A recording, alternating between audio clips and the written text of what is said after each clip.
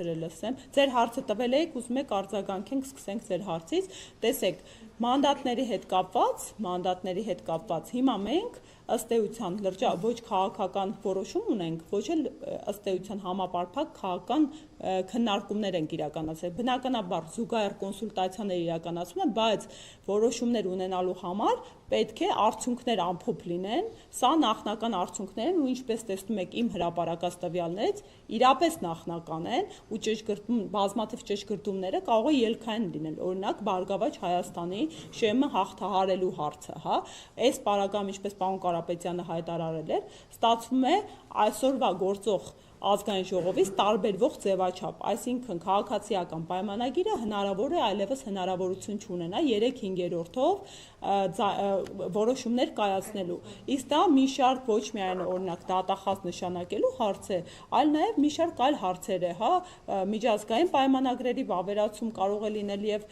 մենք բոլորս գիտենք, հա, սպասելիք իրադարձությունների մասին, օրինակ սահմանադրության փոփոխությանը, օրակարգանոր սահմանության ընդունման, Տիգրանաշենի խնդիր կա, այսպես կոչված ճակերտավոր անկլավների, մի շարք հարցեր կան, բայց այդ ամենին անդրադառնալու համար դեռ չկա քաղաքական որոշում, դեռ չկա վերջնական արդյունք, այդ ամենից հետո նոր օրակարգային կդառնա խոսելու։ Ինչպիսին է տրամադրվածությունն այս առումով, ձեր անձնական տեսակետը ինչպիսին է, անկախ ԲՀԿ-ի հետ կապված է։ Տեսեք, հարգելիս, մեր անձնական տեսակետը մենք ողջ քարոզչության ընթացքում ու դա զուտ տեսակետ իրապես չէր եղել, որ մենք ձգտում ենք հաղթանակի, մենք իրապես տեսել ենք լուրջ մասնագիտական կառույցների վերլուծություններով այդ հաղթանակի հնարավորությունը ու պատահական չէինք ասում, հա, որ հաղթանակի ենք գնում։ Մենք դիտարկել ենք մեզ որպես իշխող ուժ դառնալու տարբերակը։ Բնականաբար շատ բացասական տրամադրվածություն է, բնականաբար մենք բոլորս Հայաստանում ենք ապրում, ես բոլոր պայքարների առաջամարտիկներից եմ եղել եւ անդիմադիր այդ մանդատի հարցը դուրեկան չի որևէ բանական մարդու, բայց մենք պետք է հասկանանք, հա, ինչքան քվե ունենք, ժողովուրդը մեզ ինչ է պատվիրակել, ինչ է լիազորել, մենք նաև նախատեսում ենք հաշվի առնել հենց մեր աջակիցների ցանկությունը ու կարծիքը մեր վերջնական որոշման հարցում, որովհետև ի վերջո սա պատասխանատվություն է առաջին հերթին, դու անդիմություն երբ որ դառնում ես որոշելու խորհրդարանական թե արտախորհրդարանական պետք է հասկանաս վրա հասնող վտանգները եւ լիազորությունների շրջանակը դրանք արկախելու հնարավորությունները որպես խորհրդարանական թե որպես արտախորհրդարանական արդյունավետ բնականաբար կարծում եմ որևէ մեկիդ մոտ երկրորդ կարծիք չի առաջանա որ մեզնից որևէ մեկը այդ մանդատի կռվի համար չէր հա այս պայքար մտնել լուրջ հարցեր խնդիրներ կա բոլորիս համար է սա անձնական լուրջ նեղություն է բոլորս էլ լուրջ հետևանքներ ենք կրում ու ծանր բեռ ենք կրել այս պայքարը մտնելով ասում եմ կոպիտ ասած տուն տեղ երեխա բիզնես անձնական հարցեր ամեն ինչ մի կողմ թողած մեր հայրենիքի համար մարտի մեջ ենք մտել ու հիմա լուրջ երկրորդ խնդիրն է գալիս որ մեր քաղաքացուն այդպես է չթողեցին որ իր կամքը արտահայտվի որովհետև եթե այս ծավալի միջամտություններ չլինեն պատկերը սա չէր լինելու Սամվել Կարապետյանի հետ ստեղծված իրավիճակը հանդիպել քննարկել եք Տիկին Դեռ ոչ, որովհետև ես ասում եմ, օրը 1-2 ժամ եմ հասցնում քնեմ, հիմա վերամշակում եմ։ Դեռ ոչ, հարգելիս։ Խնդրեմ։ Մարգարիտ Աղուշունց, ԿԲԱ-ական Ռոմանոս Պետրոսյանը խոսել է ԲՀԿ-ի անցողիկ շեմը հաղթահարել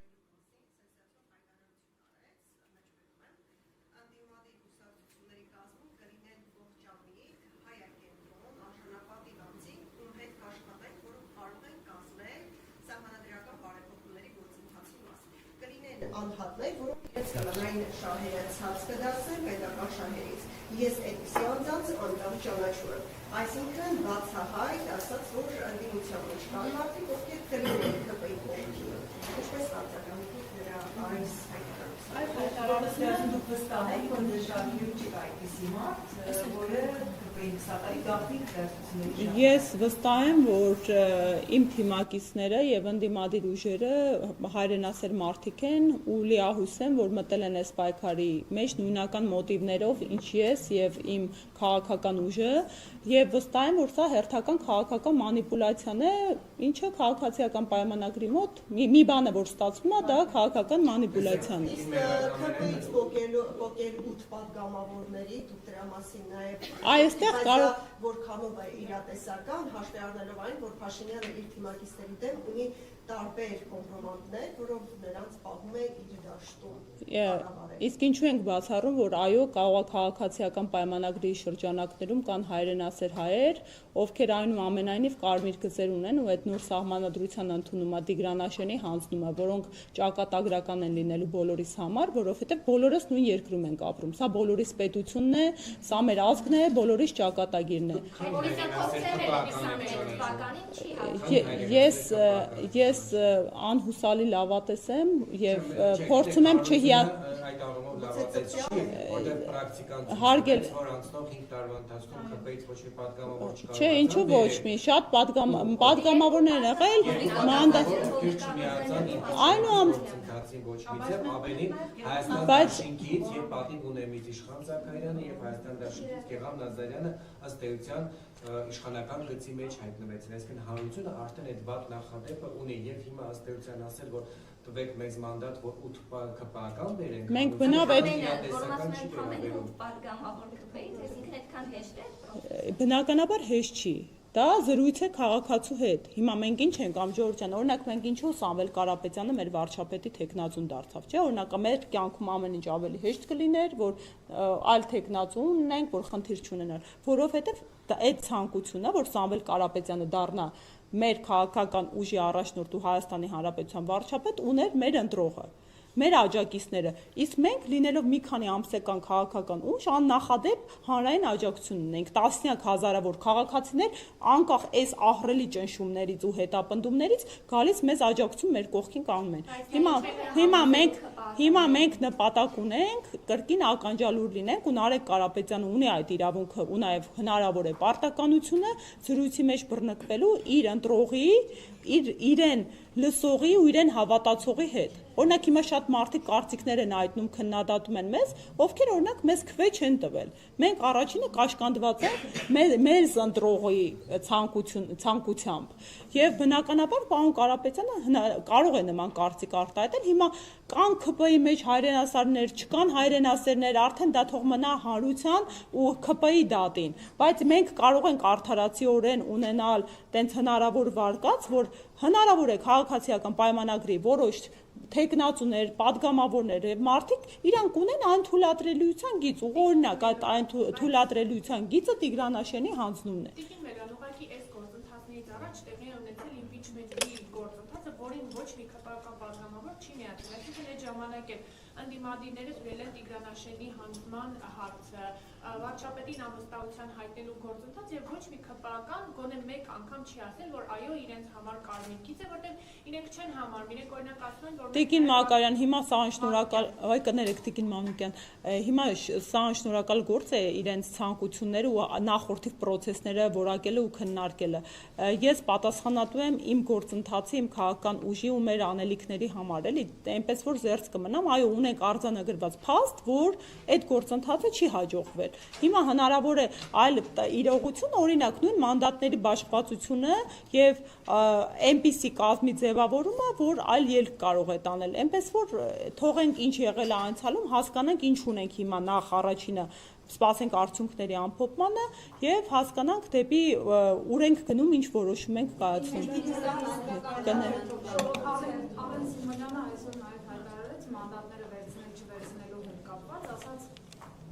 կարող եք նաեւ չվերցնել մանդատները, կան այլ կուսակցություններ, այլ ուժեր, այլ պատգամավորներ էլ կարող են կան։ Օրենքը նմանատիպ ինչ որ կետ սահմանում է, որ հնարավոր է, որ այլ ինչ որ քաղաքական ուժեր, եթե դուք չվերցնեք մանդատները, կան եւ դառնան խորհրդարանի ներկայացուցիչներ։ Տեսեք, ընտրական օրենսգիր սահմանադրական օրենքը այս հարցերը որոշակի փոփոխության է ենթարկվել եւ պատասխան է տալիս, այո, ըստ էության կարելի է տարամեկնաբանել այս սահմանադրագետների շրջանում եւս քննարկելի հարց է, որ հիմա եթե մենք մանդատ չենք վերցնում, ըստ էության այլ քաղաքական ուժերի կտրբաշխվի այդ մանդատը, որովհետեւ ազգային ժողովը սահմանադրության համաձայն առնվազն 101 պատգամավորից է բաղկացած եւ դրա համար, երբ որ արդյունքները արդեն պարզ կլինեն, նաեւ երկրորդ արդեն իրավական քննարկման հարց է լինում, անգամ եթե օրինակ պայմանական տեսականորեն եմ ներկայացնում, հա, չենք գնում ազգային ժողով մանդատ չենք վերցնում, նախնական շրջանում այդ գործիքակազմը իրացնում ենք կամ հակառակը գնում ենք ինչպես ենք մեր աշխատանքը պատկերացնում ու կազմակերպում, այս ամեն ինչի հետ կապված տեսակետ հիմնավոր ունենալու համար անհրաժեշտ է վերջնական ամփոփված արդյունքներ։ Կներեք, լսեմ։ Արմենիա Թեթերի Խաչատրյանը, երբ որ այս վերլուծությունները անում եք ընդհանրությունների, ունեք վիճակագրություն, օրինակ դրանք մարզերում, գյուղաբնակույր բնակավայրերում են ավելի շատ Երևանում եւ քաղաքացին այսպես ավելի հասկանալի լեզվով, որպես սահմանադրագետ, կբացատրեք ինչ կտա մանդատ վերցնելը նրան եւ ինչ չի տա մանդատ վերցնելը նրան, որպեսզի քաղաքացին պարզ հասկանա ինչ ենթադրի դրանից։ Շնորհակալ եմ Տիկին Խաչատրյան, նախ էլի եմ ասում, այդ պատկերը թե հատկապես որ շրջանում է ավելի մեծաքանակ խախտումներ ունի, արդեն ահազանգերով ունենք որոշակի պատկերացում կոնկրետ տեղամասերով, ըստ դրա էլ դիմել էինք վերահաշվարկների, հա, որովհետև տեղամասեր կային, բավական թե թվային, թե ահազանգային միջամտություններ կա, բայց պետ վերջնական պատկերը կունենանք ամբողջական 2005 տեղամասի արդյունքը վերլուծելուց հետո, սա մեկ ու պլյուս զուգահեռաբար համ արդյունքներն ենք համադրում վերլուծում, համ ահազանգերն ենք գույքագրում, որովհետև այդ երկու օրվա ընթացքում հարգելիներս իրապես հազարավոր զանգեր ենք ստացել, նյութեր են ուղարկել, այդ հսկայական բազայա հերթով անդրադառնում վեր ենք լուծում։ Հա, գներեք։ Կրկին, հիմա սպասում ենք տեսնենք ինչպիսի արդյունքներ ունենք, ինչպես է բաշխվում մանդատները, ըստ դրա կրկին ասեցի, հա, կներեք, հա, հերթի մեջ էր, հա, խնդրեմ, հա, հետո,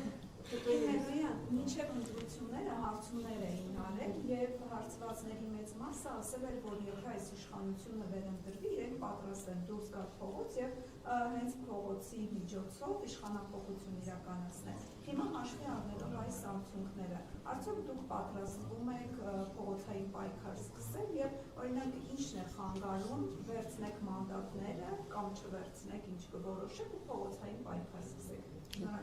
Դե հիմա այս պայդրությամբ ես ասում եմ, մենք այս հետընտրական փուլում ենք, պատահական չի այս ասուլիսը, այդ բոլոր որոշումները կայացնելու համար, այո, իրապես կան քաղաքացիներ, ովքեր պատրաստակամ են, կան քաղաքացիներ, ովքեր ասում են պատրաստակամ են, բայց չեն դուրս գալի փողոց, կան քաղաքացիներ, ովքեր ընդհանրապես ամեն ինչ քննադատում են ու տեղեկատվական աժոտաժ են ստեղծում։ Մենք որպեսզի որոշում կայացնենք, պատասխանատու նախ ունենք տեսլական, մեկ առաջնահերթ տեսլական, մի հատ կազմակերպենք քննարկում մեր ընտրողի հետ, ինչ որ ձևաչափով, բայց մինչ այդ էլ այս process-ը պետքա ինչ որ ձևով ամփոփենք։ Շնորհակալ եմ։